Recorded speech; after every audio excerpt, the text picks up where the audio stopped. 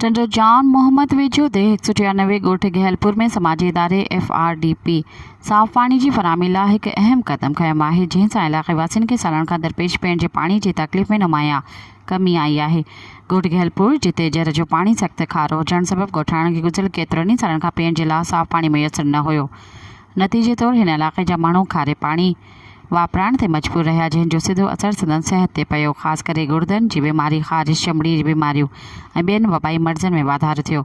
ॻोठाणनि जो चवणु आहे त केतिरा ई ॿार ऐं वॾा गुर्दनि जी ख़तरनाक बीमारियुनि जो शिकार थी चुका आहिनि, जिन मां हिकु मासूम ॿार पंहिंजी हयाती में विञाए चुको आहे, जॾहिं त ॿ ॿार अञा ताईं ज़िंदगी जी जंग विड़ी रहिया आहिनि।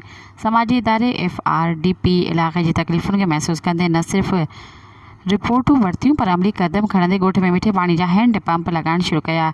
ही पंप ख़ासि लाइनुनि ज़रिए ॿाहिरां खां पाणी आणे रहिया आहिनि, जंहिंसां हाणे ॻोठाणनि खे पीअण लाइ साफ़ पाणी मिली रहियो आहे।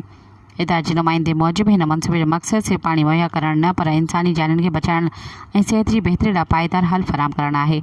सब्सक्राइब कयो अवामी न्यूज़ HD खे ऐं ताज़ा तरीन ख़बरुनि लाइ ॾिसंदा रहो अवामी न्यूज़ HD।